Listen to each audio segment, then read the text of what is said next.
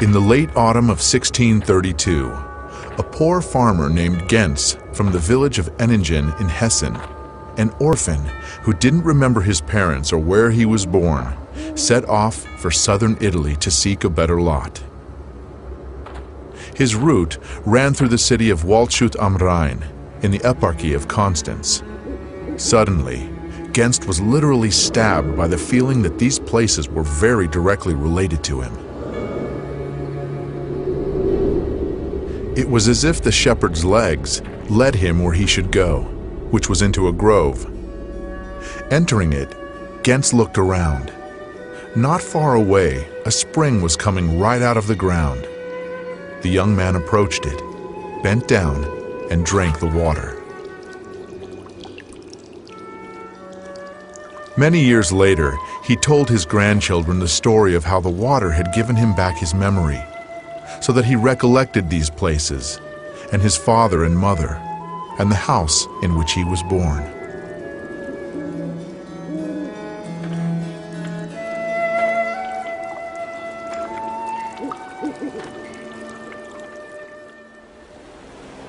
Modern science maintains that the water structure of each person's body is identical to the structure of the water in the place where they were born. Therefore, our internal connection to our place of birth is preserved throughout our life. And that means that the concept of homeland has not only a lofty poetical meaning, but also a quite specific physical content.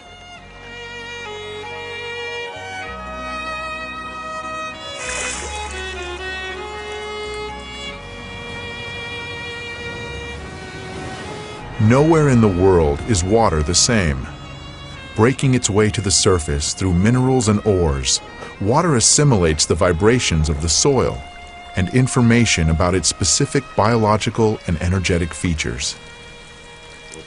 We tested a sample of purified municipal water, which is sold in large bottles, and the producer puts a label on them which says it is the best water in the world, but it is empty and dead. True, it's pure and it's good, and some minerals have been added, but this is dead water in which there is no energetics and there is no life. Most likely, people do not sense any particular difference between naturally pure and artificially purified water. But any animal will always choose water from a spring, because this water is loaded with natural energies.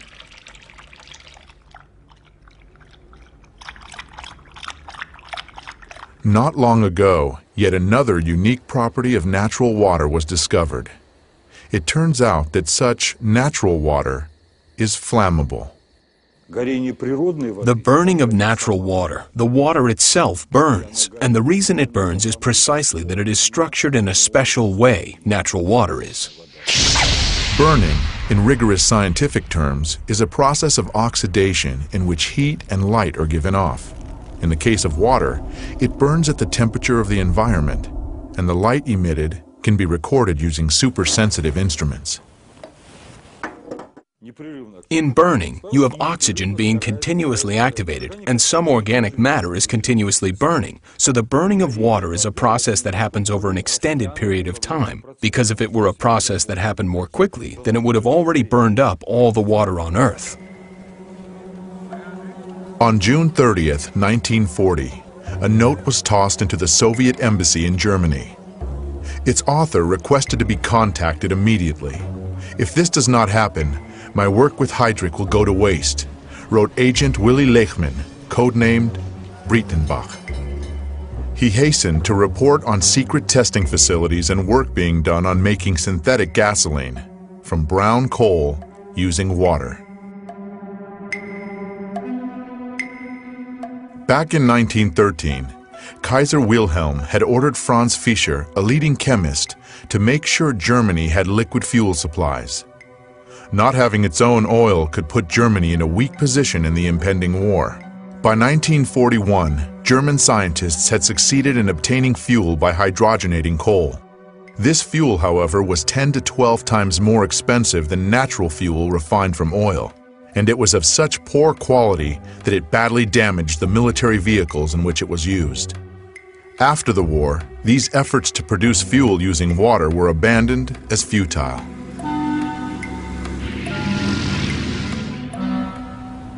For the past 15 years, the researcher Zhang Guohua has been working to create fuel of this type.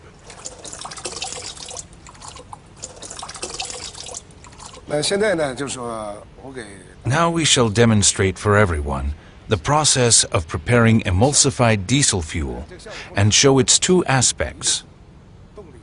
One aspect is increased energy, and the other is reduction of exhaust gases. This is fuel taken from an automobile. Structurized water. If we take the proportions, it is 79% diesel fuel, 20% water, and 1% emulsifying agent. What was added here is water. Zhang shows us that what is added to the fuel really is water. Now we shall add the 1% emulsifying agent. An emulsified solution resembling milk forms immediately. We pour the emulsified fuel into the car and use it for propulsion. Measured over the long term, there was a 5% increase in power, with over 20% fuel economy. Our government views this as very important.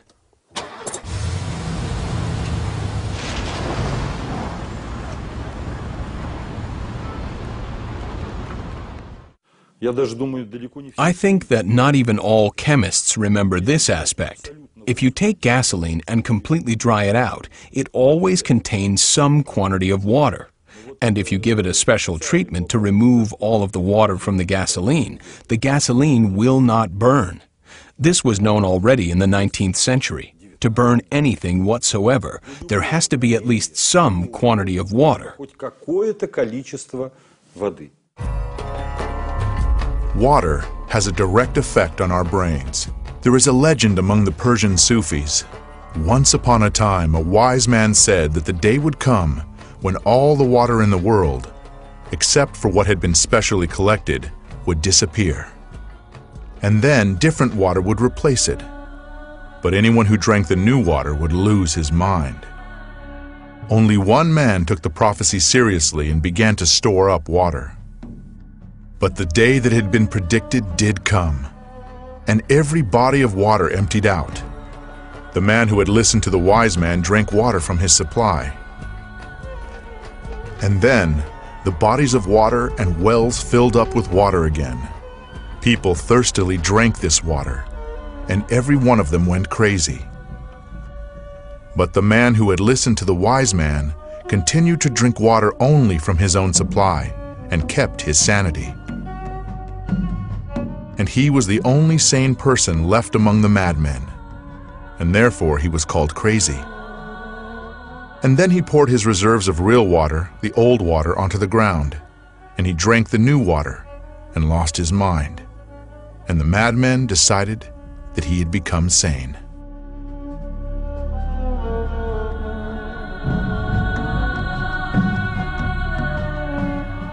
A major part of our brains are water. So the water and the easy movement of the water molecules and so on will leave part of that imprint. So yes, to some extent, the water is implicated in the patterning of the information in the brain. Now when you look at organs, say the heart or the lung or muscles or the brain, then all that you can see in a simple NMR experiment is the water in these organs. The water, your head is full of water. There is nothing else but water, almost. Let's imagine that here we have a human being, and here we have water. This water contains many different types of information. If we introduce this water into the human body, then that human body will assimilate this information, which may change the person's characteristics. Human being, and that may change. Let us see how this type of water affects human blood. The doctor is drawing blood from a patient's finger. Using a special microscope, we shall be able to see the condition of her body from this drop.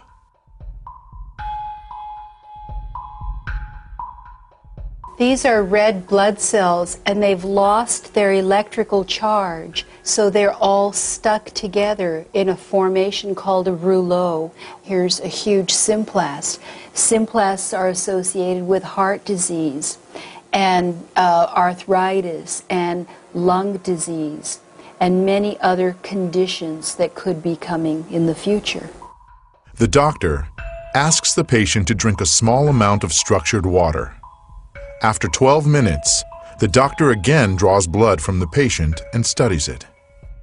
So you can see that the cells then become buoyant, they become slippery, and they have their electrical charge, so they repel each other. That allows them to carry oxygen, and it means that we're changing the pH of the blood back to an aerobic environment rather than an anaerobic environment. I think that's utterly amazing. That just drinking water could do that. Traditional Eastern medicine has been based for many centuries on the vibrations and resonance of the body's water content. The pulse indicates if the resonance tone is right. It is believed that the pulse may be strong, weak, cold, or hot. On the basis of this, an experienced physician carries out a kind of energy scan of the body, makes a diagnosis, and prescribes treatment. We do not heal with water because a person, the human body, is water. The person simply reads the mantras or prayers in order to correct the bad water he has inside. How this hidden effect works is not known. In all of the world's religions, Christianity, Islam, and Judaism, it is the practice to recite a prayer before taking food or to consecrate the food during major religious holidays. How often do we stop and think, what for? And how did the certainty arise in such dissimilar religions that this is the right thing to do? Why did something that science is only now trying to understand seem obvious to our ancestors? It turns out that the frequency of vibrations in the prayers of any religion uttered in any language is 8 Hertz, which corresponds to the frequency of the oscillations of the Earth's magnetic field. Therefore, a prayer, pronounced with love, creates a harmonic structure in water, which is an ingredient of absolutely all food. We now have some idea about how this happens through the structurization of water clusters, water molecules. Therefore, we can take some purely practical advice from this. To sit down at the table in a very good mood, and under no circumstances to dine with cruel or aggressive-minded people, because this will have a direct destructive effect on our health.